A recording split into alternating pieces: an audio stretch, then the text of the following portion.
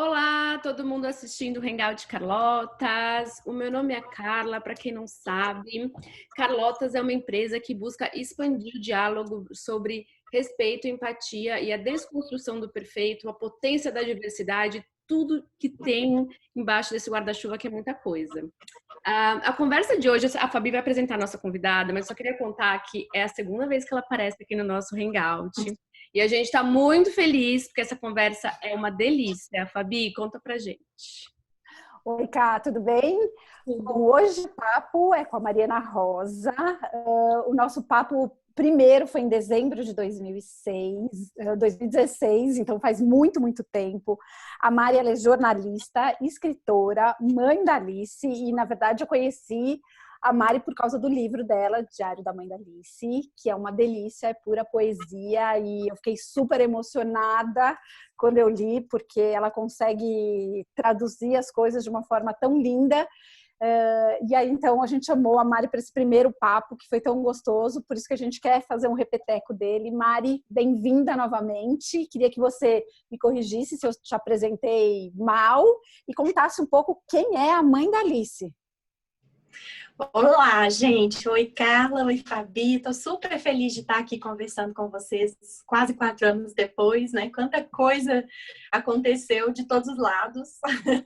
Então, e é sempre uma alegria enorme. Eu tenho muito carinho, muita admiração pelo trabalho de vocês e por vocês duas pessoalmente. Bom, então, a mãe da Alice, a Mariana, acho que estou um pouquinho diferente desse tempo aí que lançou o livro. Quer dizer, o afeto é o mesmo, né? As crenças também, mas a gente vai, acho que serenando algumas coisas, né? Eu me lembro, assim, de estar muito à flor da pele na nossa primeira conversa. As experiências ainda eram muito, muito intensas e muito doídas em alguns aspectos. Hoje em dia, eu sinto que isso já está mais acomodado. Só explicando e contextualizando, é porque no primeiro ano de vida da Alice, né, que foi em 2015, ela nasceu em 2013, desculpa, ela nasceu 3 anos antes. Porém, ela ficou 5 meses numa UTI neonatal. O primeiro ano de vida, ela teve 8 internações. Ela teve várias complicações durante esses 5 meses de internação hospitalar. Logo que ela nasceu, ela teve uma parada cardiorrespiratória que durou 26 minutos, então isso foi determinante para a condição de vida que ela tem hoje. Ela é uma criança hoje com 6 para 7 anos, que tem paralisia cerebral, né, uma disfunção neuromotora. Então com 6 ela não senta, não anda, não fala, não sustenta a cabeça, não faz nenhuma atividade sem apoio. E ela também tem baixa visão, tem epilepsia, né? Tem convulsões diárias. Enfim, essas são algumas das características da Alice, não todas, tá longe, inclusive, disso, mas esses primeiros anos foram muito em torno dessa condição de saúde ainda muito frágil, né? Ela nasceu com 29 semanas, muito, muito frágil, muito pequenininha. Então, eu sinto, assim, que até a gente conseguir assimilar toda essa experiência inicial e acalmar e entender que, ok, agora ela colocou os pés aqui e tá tudo bem e a gente vai seguir, demorou um pouquinho, né? A gente tinha muito medo, porque foi uma montanha-russa no início, né? Assim, ela tava bem e de repente piorava, e tava bem e de repente piorava. Então, até a gente se ambientar, se entender, se vincular o suficiente para conhecer todos os sinais que ela dava e com isso conseguir protegê-la, antecipar prováveis problemas de saúde, isso leva um tempo, né?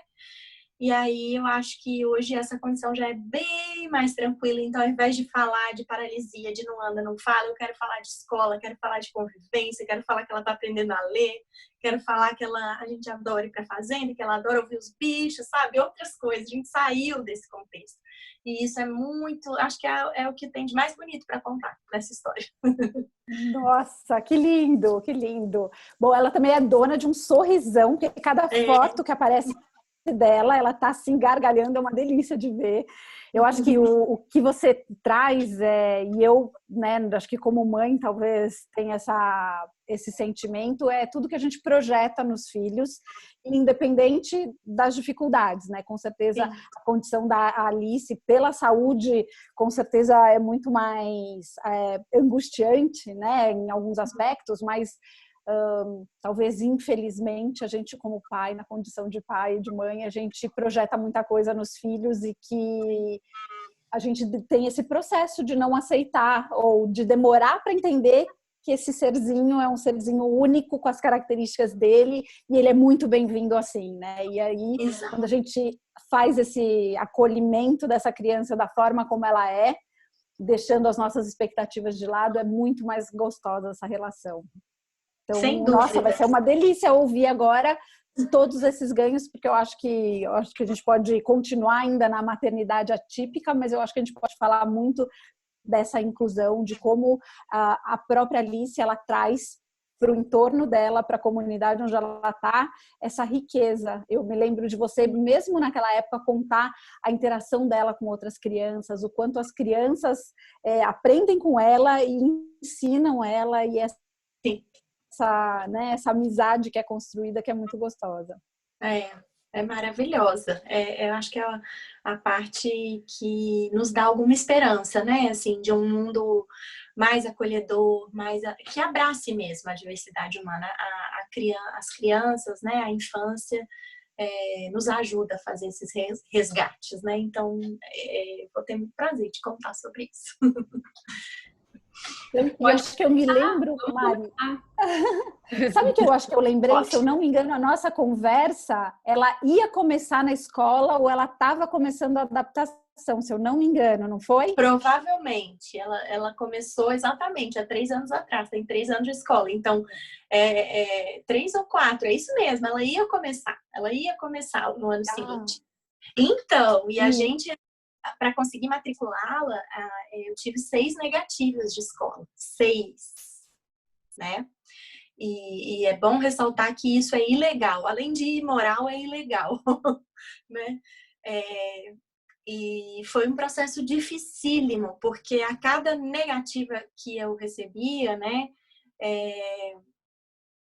Eu acho assim, tem que ter muita persistência, sabe? Para a gente seguir lutando pelos direitos da pessoa com deficiência, porque as barreiras são imensas, são enormes. Então, assim, imagina, uma mãe quer matricular o seu filho e vai em 6 escolas e a escola diz que não. E às vezes ela diz que não claramente, às vezes ela cria histórias para dar negativa. Então, já não cabe mais, eu já cumpri, já tem tantos alunos por turma com deficiência, não cabe mais.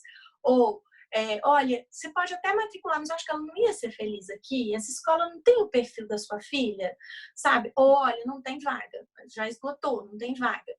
Então, é muito delicado esse processo. Enfim, a gente chegou numa escola Waldorf, né, de pedagogia Waldorf, que para ela, nesses primeiros anos de vida, foi sensacional, assim, porque eles...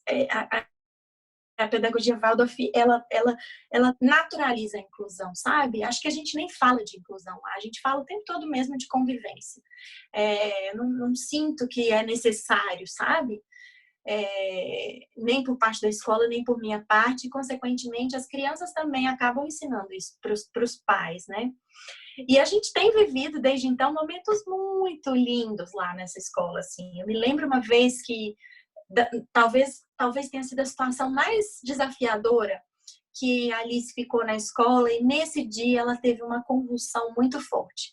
Ela tem convulsões, mas são convulsões leves, muito rápidas, nem sempre percebidas. Então, assim, não é nada que gere risco para a condição dela. Faz parte da condição de saúde dela, eventualmente, durante o dia, ter um espasmo ou outro. Isso é o equilíbrio da Alice.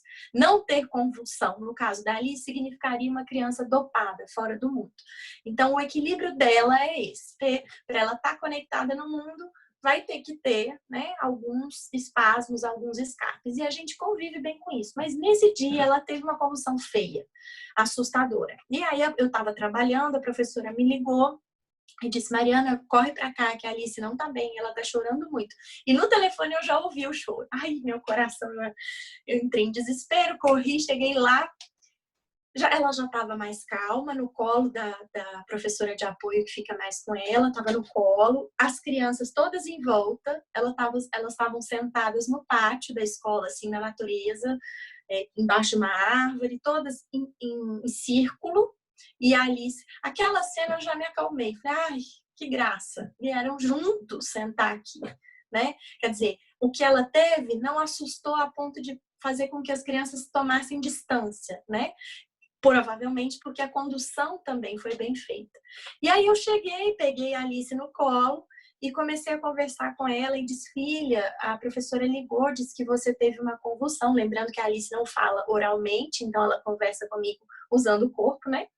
E aí eu falei, a professora ligou, disse que você teve uma convulsão, você está se sentindo melhor? E ela disse, sim, com a cabeça.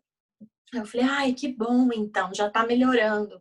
Você ficou assustada? Aí ela disse que sim, de novo, com a cabeça. E as crianças prestando muita atenção, porque elas ainda não tinham visto a Alice interagir assim, dizendo sim e respondendo a esse tipo de pergunta. Então, elas ficaram assim. Aí, as crianças começaram a falar, pergunta isso para ela também? Ou então perguntavam diretamente para ela, Alice, a sua cabeça ficou doendo? Sabe, para ver se a Alice respondia. E a Alice foi respondendo. E assim se deu o diálogo. Até que, no final das contas, um dos colegas, que era um dos que mais gostava dela e de quem ela mais gostava, agora ele está em outra escola, ele disse, isso acho que era uma terça-feira, ele me disse, você acha que até sábado ela já sarou tudo? Falei, com certeza, até sábado, até daqui a pouco ela já está ótima. Sábado ela já está 100%. Por quê? É porque meu aniversário eu não queria que ela faltasse. Quase morri. Né? Porque, imagina, depois de um negócio desse, ele me solta uma dessa, entendeu? Ai, vou chorar no meio do negócio. Ai, não! Eu tô assim, coisa linda! Não, é muito lindo. Muito fofo. Né? 4 anos, gente, assim, né? 3, 4 anos. E a preocupação dele era que ela não faltasse o aniversário, porque era muito importante para ele que ela estivesse, né? Então, nossa, isso... Pronto, falei, ai, tá tudo certo. Certo, a escola tá certa, a Alice tá ótima. E aí eu perguntei se ela queria ir embora, ela não quis, ela quis continuar na escola. Então eu fiquei um pouco ali, acho que uns 40 minutos. Quando eu vi que tava tudo bem mesmo, eu fui embora e ela seguiu na escola. Depois desse episódio todo. E assim tem sido, sabe? De muita parceria, de todos com ela e dela com todos. E eu acho que esse é um aspecto importante, já finalizando essa primeira corrida assim na escola, porque eu sinto que as mães que têm filhos com deficiência, como eu, muitas vezes a gente tem muito medo da escola, medo de colocar o filho na escola, medo de alguém vai cuidar e vai entender tão bem quanto eu entendo, vai ser tão cuidadoso quanto eu sou, né? Justamente porque a gente sabe que o mundo não é tão acolhedor assim. Então, dá medo mesmo.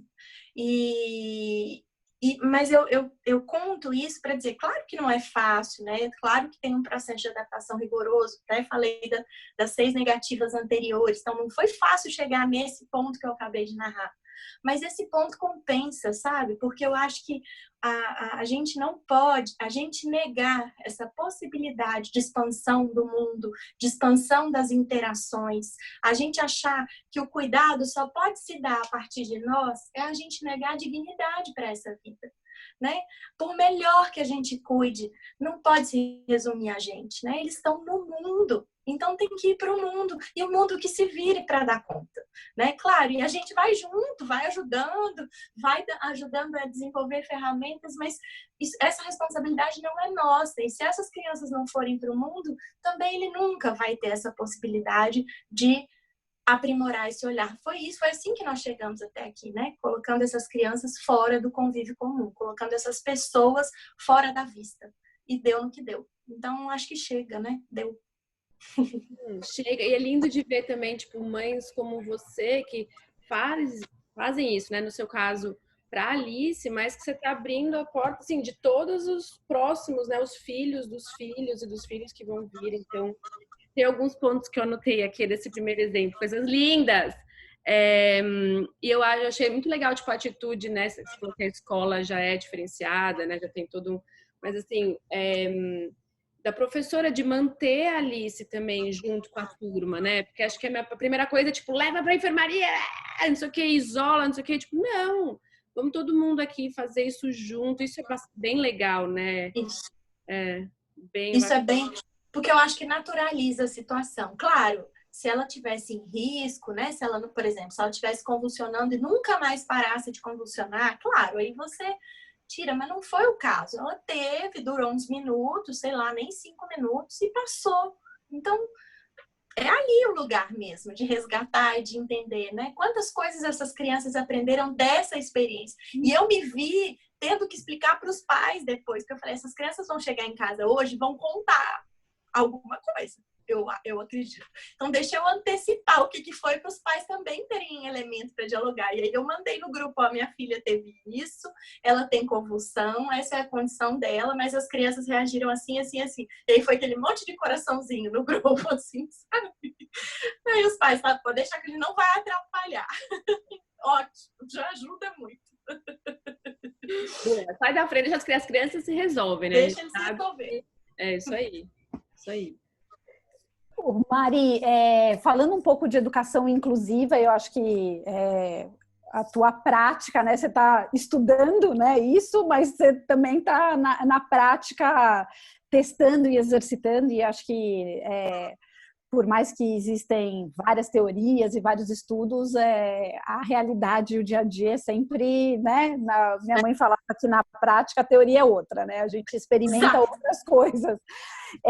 Conta um pouco mais, assim, talvez traz um pouco mais de elementos que você identifica ou bacana da escola especificamente, ou do que você vê do fato de você ter essa experiência como mãe de uma criança com deficiência, né? O que ajuda, o que atrapalha, porque é tão importante. A gente teve uma conversa muito bacana também com a Marta Gil sobre educação inclusiva, né? Então, estamos todos, acho que, aprendendo, e é bem isso, né? Quanto mais a gente conhece, tem contato, perde esse medo de não de não experimentar, né? A gente consegue conviver melhor, entender também o nosso papel, como que a gente ajuda a fazer tudo isso. Então, se você puder trazer alguns elementos assim do que é uma educação inclusiva, de posturas inclusivas, seria bem bacana para a gente poder aprender e compartilhar. Ótimo, maravilha. Eu penso que muitas vezes a gente acha que a inclusão se trata da gente acolher uma presença que até então faltava num determinado espaço, num lugar, seja na escola ou em qualquer outro lugar, mas a gente está fazendo esse recorte na escola. Então a gente acha isso, que é, entre aspas, colocar a pessoa para dentro, né? E eu penso que a educação, no pé da letra, para a educação, se a gente for levar o pé da letra para o seu propósito, aquilo a que ela se destina, a palavra inclusão deveria ser uma palavra que sobra, que não é necessária, né? E não se trata de permitir que alguém acesse, né? Porque se a gente entende que inclusão é acolher essa pessoa, a gente está partindo do pressuposto de que existe um grupo pré-estabelecido, né? E que é natural que esse grupo que já está dentro daquele lugar, daquele espaço, daquela instituição, determine quem fica dentro e quem fica fora. Isso não é correto, porque isso estabelece uma assimetria de direitos que, de novo, é ilegal, além de não ser ético, né? Então, não é isso que é a inclusão. A inclusão não é só acolher essa presença, mas é o que a gente decide fazer a partir disso. Principalmente, como que a gente cria uma existência comum. Não é eu dar boas-vindas para o outro. Não, como que eu acho que tem mais a ver com essa condição da gente hospedar o outro dentro da gente, sabe? Muito mais do que pensar em elementos práticos. Esses todos são importantes e são necessários. É muito difícil da gente pensar a inclusão na escola sem uma estrutura, sem um prédio, sem uma sala que seja acessível, sem um professor de apoio, se esse for necessário, sem um atendimento educacional especializado, se também for necessário, sem uma sala de recursos, enfim, sem políticas públicas. Claro, nada disso é viável se não tiver nada de tudo isso torna a inclusão viável, isso que eu queria dizer. Porém, isso tudo pode haver e a gente também continuar não decidindo fazer. Eu vou fazer porque é lei, eu vou fazer porque mandam, né? Por isso que eu acho que se completa com a atitude individual, né? A atitude individual não muda o mundo, mas sem ela tampouco a gente consegue fazer essa transformação acontecer. Então, eu acho que a gente precisa entender a inclusão nessa perspectiva de importar o outro, trazer o outro para dentro da gente, né? Se importar tem a ver com isso, de afetá-lo com o que a gente pensa, com o que a gente vive e também se deixar afetar. E isso é muito freiriano também, né? Assim, os ataques que o Paulo Freire tem sofrido aí nos últimos tempos, enfim, uma pena, porque o que ele fala muito é dessa perspectiva da autonomia, né? E da condição de um diálogo entre sujeitos, ou seja, não tem alguém numa condição de sujeito e alguém numa condição de objeto. São dois sujeitos e os dois têm o que oferecer, né? No instante em que eu considero normal, plausível, possível que determinadas pessoas não estejam no convívio comum, ou seja, que eu segrego ou que eu excluo, eu estou partindo do pressuposto que ela não tem nada a acrescentar, né? Que ela não tem nada para entregar para o mundo. E isso não é verdade. Então, acho que a inclusão vai muito por esse caminho da gente entender que a gente não sabe tudo a priori, né? Eu não vou saber como incluir, eu não sei como trabalhar com uma criança autista, eu não sei como trabalhar. A gente não sabe mesmo, porque cada criança é única e porque esse saber se constrói no encontro, né? No diálogo com essa criança. E provavelmente porque o repertório que a gente desenvolveu até hoje está estreito, está pequeno, está dando conta de uma pequena diversidade de pessoas, né? Ampliar esse repertório vai de fato incomodar, doer, mas é o que vai fazer a escola ser melhor, as pessoas serem melhores e, consequentemente, o mundo ser melhor. Então, acredito muito, assim, não tenho uma receita para dizer, mas tem para dizer que o professor que se dispõe, sabe, que quando chega um aluno, antes dele querer saber qual é o laudo, antes dele querer olhar qual que é a avaliação médica, para ele então pensar se ele consegue ou não atender, ele recebe a criança. Recebe a criança com o que ela é, que contém aquele diagnóstico, mas ela não é toda o diagnóstico. O diagnóstico é uma parte de quem ela é, uma parte importante, mas é uma parte, né? E o resto? E todo o resto. Então, acho que essa disponibilidade e essa humildade de dizer, não tenho ideia, mas estou afim. Quero aprender, quero fazer, quero construir. Isso é que eu acho que faz a mudança nessa perspectiva acontecer, né? Tenho mais perguntas. Da chefe. Não, fala, chefia, pode falar. Não, pode falar, vai você agora. Não, eu só tenho que elogiar, Mariana, eu fico aqui aprendendo loucamente, emocionada, não sei nem o que. Capaz! Eu queria te perguntar, então, vou roubar o microfone para mim, queria te perguntar dos pais. Acho que essa convivência, né? Então, assim, as crianças a gente entende que elas têm um pouco mais de abertura, às vezes, né? Tem mais essa predisposição desse acolhimento, ainda mais dentro de um contexto onde a escola mesmo já tem essa postura. E às vezes os pais, por receio e a hiene, acabam tendo um pouco mais de... não de restrição, mas às vezes medo, dúvida, né? Enfim, ou não tem o conhecimento, não sabe como responder, não sabe o que falar para o filho, enfim. Então, assim, queria que você comentasse um pouco dessa relação com outros pais que não têm os filhos com nenhuma deficiência, o quanto é às vezes desafiador e um pouco do teu papel. Eu tenho falado muito sobre empatia, né, nesse período todo, e uma das coisas que às vezes vem muito, mas como você fala com empatia, ou como você tem empatia com alguém que pensa muito diferente de você, né? Enfim, claro que não tem receita, mas assim, queria que você também trouxesse um pouco desses desafios e do teu papel, não só enquanto mãe da Alice, né? Mas você acaba sendo uma mãe que representa um pouco dessa causa das pessoas com deficiência, né? E eu tenho certeza que você faz isso. Bom, você é uma pessoa muito doce, você tem uma fala muito centrada e muito carinhosa, você faz isso com um acolhimento. Então, como é que é essa tua relação com esses desafios todos que às vezes aparecem? Vou gravar, ainda bem que está gravado, que eu vou mostrar para minha família que vocês falaram que eu sou doce. Tô brincando. Não, que eu sou braba também. Mas eu ia dizer justamente isso. Eu acho que o papel acaba sendo um pouco de informar, um pouco de mediar, conciliar e, eventualmente, de colocar o pé na porta quando necessário, né? O que eu quero dizer com isso? Os pais, né, os familiares, as pessoas que cuidam dessas crianças, todas, eles já foram socializados nessa cultura capacitista que a gente vive, nessa cultura preconceituosa, sexista, racista, homofóbica, capacitista, enfim.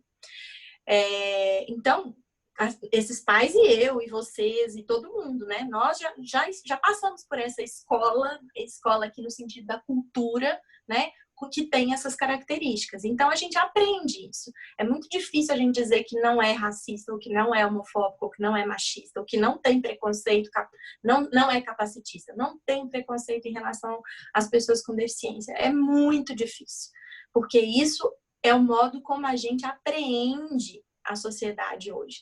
Então, o que acontece é que nós, familiares, nós adultos, quando as crianças vão para a escola e essa escola promove o encontro da diversidade, a gente tem a oportunidade de nos refazer nesse aprendizado, né? A gente tem a oportunidade de perspectivar tudo que a gente aprendeu, né? De um outro modo. Só que para isso a gente tem que ter humildade, né? Precisa dar a mão para essas crianças e se colocar numa condição de mais observação e menos certezas, né? De mais curiosidade e menos julgamento.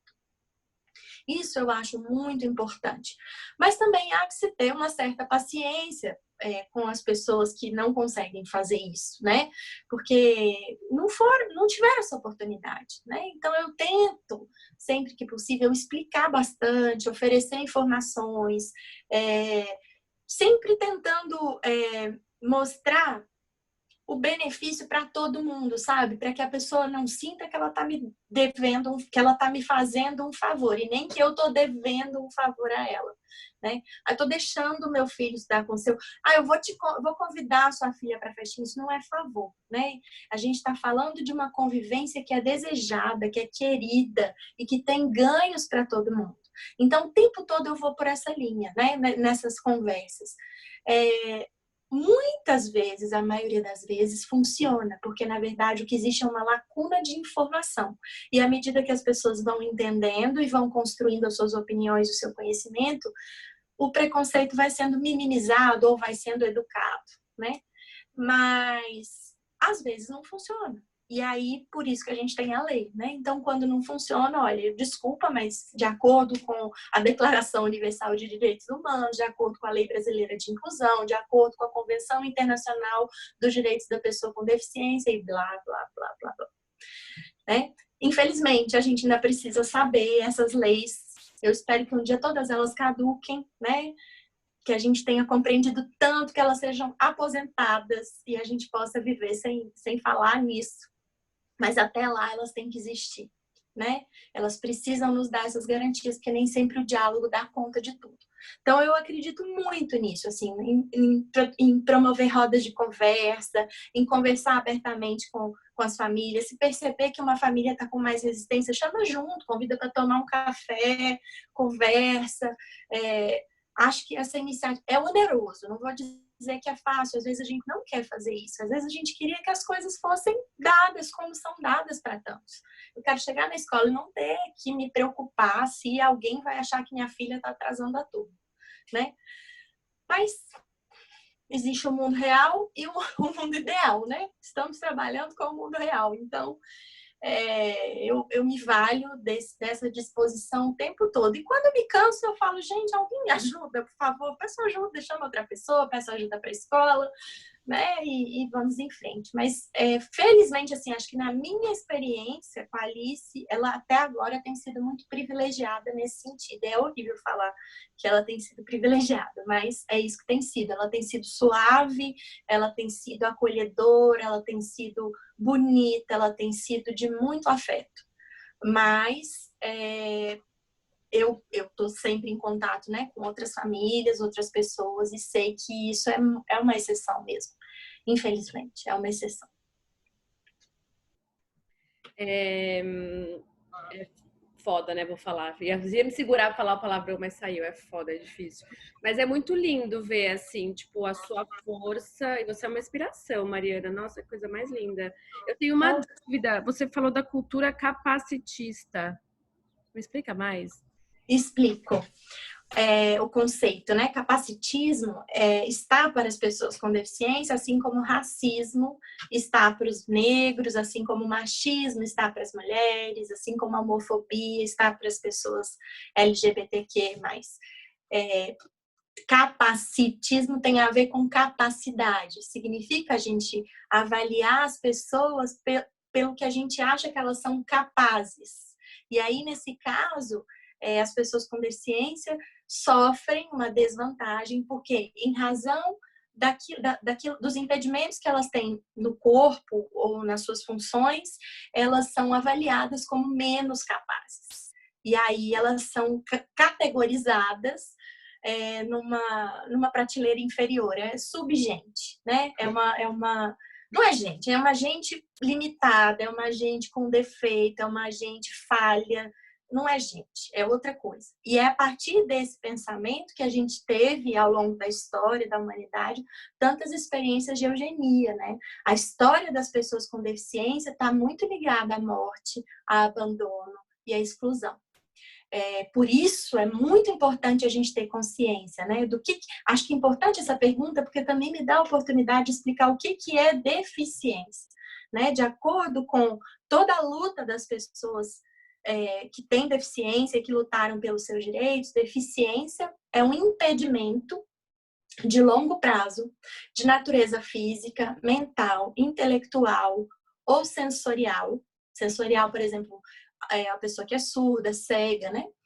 Que em interação com uma ou mais barreiras pode resultar na obstrução da participação dessa pessoa em igualdade de condições com as demais pessoas. Então, a deficiência não está no indivíduo, ela está na relação desse corpo que tem esse impedimento, que tem essa característica, como todos temos características, mas aí a gente elege esse impedimento como uma característica que não está boa, e a gente não cria ferramentas, mecanismos, tecnologias que possibilitem esse corpo se inserir no mundo. É nessa relação que se dá a deficiência. Por isso, até a gente tem, aos poucos, evoluído para também não falar deficiência, atribuindo às pessoas. A gente fala em diversidade funcional, né? Cada corpo funciona de um jeito. A deficiência é do ambiente, é das relações. As coisas é que se ajustam às pessoas, né? Não o contrário.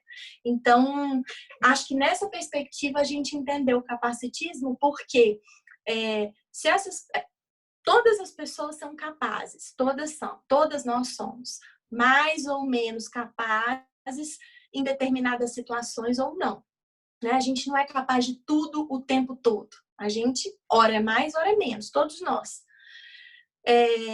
O que pode fazer com que as pessoas com deficiência entreguem menos não é o impedimento que elas trazem no corpo, que nós trazemos no corpo. São as barreiras e toda a ausência de política pública que garanta a elas o exercício da sua participação social, da sua dignidade, da sua vida, né? Aí então é como se você penalizasse o indivíduo pela condição dele, como se fosse a culpa dele, é culpa sua nascer assim, é uma praga de Deus, você que se vire. Como se a gente tivesse um padrão, uma norma, um modelo perfeito, né, a ser seguido, e aí você que fugiu disso, você se vira aí, você tá fora, você não é capaz, você é uma escolha, né, então você fica de fora. E não é isso, né, a gente sabe, nós somos 7 bilhões no mundo, não tem uma única alma igual a outra alma, né, nós somos 7 bilhões únicos, singulares, a diversidade é a matriz da nossa vida, é a matriz da nossa existência, é ela que torna a vida possível. Então, o que a gente tem que acudir, na verdade, é a nossa falta de repertório, né? É a nossa falta de habilidade em acolher esse diverso. E isso não significa que a gente tem que amar todas essas condições, todas essas pessoas, não. Mas significa a gente ter que respeitar, né? Significa a gente criar condições para que elas também tenham direitos, assim como nós. É isso. É isso, respeitar, né? Tipo, empatizar, trazer para conversa. Meu, é isso aí, que aprendizado. É isso. O outro para dentro. É empatia. Eu ia só mencionar que de lá para cá, além de mãe de uma criança com deficiência, eu também me tornei uma pessoa com deficiência, né? De um ano para cá. Bom, eu já tinha visão monocular, mas visão monocular não é considerada pela legislação uma deficiência, até porque se o outro olho funciona bem, se compensa razoavelmente bem. Mas eu não tenho a visão do olho direito e aí eu tive um problema no olho esquerdo e fiquei com baixa visão. Então hoje eu recorro a lupas eletrônicas, a ajustes de tela, a pistas auditivas para poder me orientar. Ainda é um pouco sutil, né? Não é tão... não requer tantos apoios ainda, mas é uma deficiência. E isso também é interessante, porque dentro da deficiência existe uma diversidade imensa, né? Existe o surdo que ouve com implante coclear, existe o surdo que se comunica pela língua brasileira de sinais, existe o surdo oralizado, existe o surdo que faz leitura labial, existe a pessoa de baixa visão, a pessoa cega, existe o que usa o cão-guia, o que usa bengala, né? É isso, existe o cadeirante, existe o que consegue se levantar eventualmente, o que não se levanta eventualmente. Enfim, é uma diversidade. Eu acho legal a gente falar disso também, porque a gente também tem uma visão estereotipada da deficiência. Deficiente, pra gente, é aquela pessoa que fica sentada na cadeira de rodas e só. É muito difícil a gente pensar nessas nuances todas, né? Então, é isso. Meu, 100%. Eu vou dar um caso. A gente tá batendo tempo já. Eu vou deixar a Fabi uma pergunta, mas só queria contar um caso, até porque tá no Netflix, um show, que agora eu esqueci o nome, mas eu vou colocar aqui nos comentários depois. Mas ele é escrito e protagonizado por um ator, né, escritor com paralisia cerebral. E quando eu assisti, eu lembro de ter pensado assim, falei, nossa, né, ele é mó bom ator, eu não sabia que ele tinha realmente, tipo, aquilo, porque na minha cabeça, como é que ele ia ter se ele escreveu o show? Minha cabeça de uma pessoa vítima da cultura capacitista que eu cresci, né, e tipo, ignorante da minha parte, mas assim, tô aprendendo, viu, Mariana? Tô aprendendo todos os dias. É o special, não é, Cá? Estamos todas. Isso, Asexual, é esse o nome? Special. Eu não vi ainda, tem que ver isso, não vi ainda. Mas sim, é isso. Nós todos estamos, eu também, gente. Se eu não tivesse a Alice, nem sei como é que seria. Aprendendo tanto. Fabi, última pergunta, porque a gente bateu o tempo aqui. Tá, então para finalizar, porque a Mari fala tão lindo de diversos assuntos que, enfim. Mas eu queria que você trouxesse, então, para finalizar, a importância social mesmo, desse acolhimento, né? Eu gostei muito que você falou que não é a inclusão e sim a convivência, né? O quanto a gente aprende com a convivência e a gente é todo mundo, né? O quanto essa convivência diversa faz com que a gente aprenda, cresça, até para poder ajudar quem acha que, por exemplo, uma criança como a Alice atrasa a turma, ou enfim, né, não desempenha bem uma função específica na empresa. Então, como que essa convivência diversa ajuda a gente, para finalizar? Maravilha. Bom, acho que passa pelo entendimento, primeiro de tudo, né? Passa por a gente desfazer esse mito da independência, né? A gente tem essa expectativa de eu quero crescer, enfim, ser uma pessoa independente. E essa pessoa não existe, né? Nós estamos todos interconectados e somos interdependentes. Então, a primeira coisa, eu acho, é reconhecer isso, Não existe uma pessoa completamente independente no mundo. Não existe.